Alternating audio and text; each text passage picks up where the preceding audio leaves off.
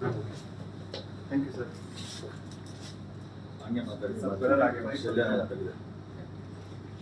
ನಾನು ಒಂದು ತಿಂಗಳ ಹಿಂದೆ ತಾವು ಯಾರು ಹೊಸಬ್ರು ಬಂದಿದ್ರಿ ಹಾಗೆ ಆ ಮೂಲೆಯಲ್ಲಿ ಕೂತಿದ್ದಂಥ ಮನುಷ್ಯ ಇವತ್ತು ಇಲ್ಲಿಗೆ ಬರ್ಲಿಕ್ಕೆ ಕಾರಣ ಒಂದು ನನ್ನ ಅಪ್ಲೈನ ಒಂದು ಸಹಕಾರ, ಅವ್ರ ಕೋಆಪರೇಷನ್ ಯಾವಾಗಲೇ ಆಗಲಿ, ನಾನು ಎಂಥ ಟೈಮಲ್ಲೇ ಆಗಲಿ ಅವ್ರು ನನಗೆ ಕೋಆಪರೇಟ್ ಮಾಡ್ತಿದ್ದಂಥದ್ದು ನನ್ನ ಇಲ್ಲಿವರೆಗೂ ತಂದು ನಿಲ್ಲಿಸಿದೆ. ಹಾಗೆ ನನ್ನ ಸಬಾರ್ಡಿನೇಟ್ಸ್ ಟೀಮ್ ಮೆಡಿಸಿನ್ ಏನಿದ್ದಾರಲ್ಲ ಅವರೆಲ್ಲರ ಸಹಕಾರ ನಾನು ಇಲ್ಲಿ ಬಂದು ನಿಂತ್ಕೊಂಡಿದ್ದೀನಿ.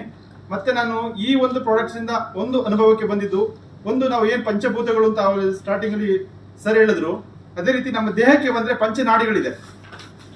ಜಲ, ವಾಯು, ಭೂಮಿ, ಅಗ್ನಿ, ಆಕಾಶ. ಅಂದರೆ ಈ 5 ಯಾವ ರೀತಿ ಇದಾಗತ್ತೆ ಅಂದರೆ, ಜಲ ಅಂದರೆ ನಮ್ಮ ದೇಹದಲ್ಲಿ ಏನು ಹೇಳಿ, ನೀರು. ಜಲ ಅಂದರೆ ನಮ್ಮ ಬಾಡಿನಲ್ಲಿ ರಕ್ತ. ಕ್ಲಿಯರ್? ಅದನ್ನ ಈ ಒಂದು ಮ್ಯಾಟ್ರಸ್ ಇಂದ ಕ್ಲಿಯರ್ ಆಗತ್ತೆ, ಅಂದ್ರೆ ಶುದ್ಧಿ ಆಗತ್ತೆ. ಅದರಿಂದ ನಮ್ಮ ಎಲ್ಲಾ ರೋಗಗಳಿಗೂ ಮೂಲ ಬ್ಲಡ್. ಸರ್ ಆಗ್ಲೇ ಹೇಳಿದಾಗೆ ಯಾವುದೇ ಒಂದು ರಕ್ತ ರೋಗಗಳನ್ನ ಐಡೆಂಟಿಫೈ ಮಾಡ್ಬೇಕಂತಂದ್ರೆ ರಕ್ತನ ಟೆಸ್ಟ್ ಮಾಡ್ತಾರೆ, ಕರೆಕ್ಟಾ? ನೆಕ್ಸ್ಟ್ ವಾಯು.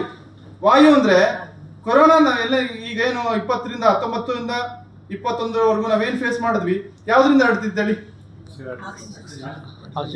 ಗಾಳಿಯಿಂದ. ಅದೇ ಅಂದ್ರೆ ನಮ್ಗೆ ಫ್ಲೋ ಕಮ್ಮಿ ಇತ್ತು, ಆಕ್ಸಿಜನ್ ಫ್ಲೋ ಕಮ್ಮಿ ಇತ್ತು. ಬಟ್ ಈ ಮ್ಯಾಟಿಂದ ಅದು ಸರಿ ಹೋಗುತ್ತೆ.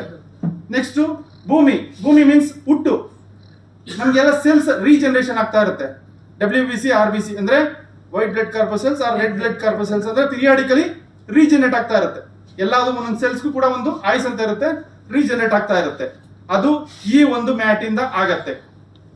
ಯಾರ್ಯಾರಿಗೆ ನಾವು ಆರೋಗ್ಯದ ಸಮಸ್ಯೆಗಳು ಪರಿಹಾರ ಆಗಿದೆ ಅಂತಂದ್ರೆ ಇದು ಒಂದು ಕಾರಣ ಇರ್ಬೋದಾ? ಸೆಕೆಂಡ್. ನೆಕ್ಸ್ಟ್ ಥರ್ಡ್ ಬಂದು ಅಗ್ನಿ. ಅಂದ್ರೆ ನಮ್ಮ ದೇಹದಲ್ಲಿ ಒಂದು ಲೆವೆಲ್ ವರೆಗೂ ಹೀಟ್ ಇರಲೇಬೇಕು.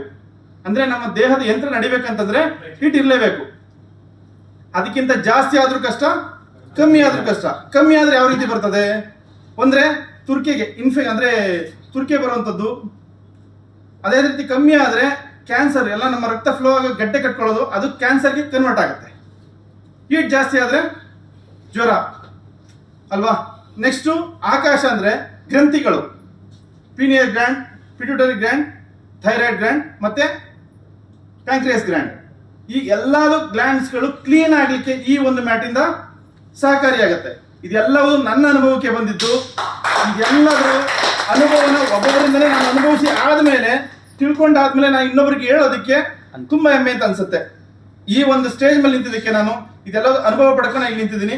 ಈ ಒಂದು ಅವಕಾಶ ಕೊಟ್ಟಿದ್ದಕ್ಕೆ ನಮ್ಮ ಗೋಪಿ ಸರ್ಗೆ ಮತ್ತೆ ನಮ್ಮ ಲೋಕೇಶ್ ಸರ್ಗೆ ಧನ್ಯವಾದಗಳನ್ನ ಹೇಳ್ತೀನಿ. Thank you.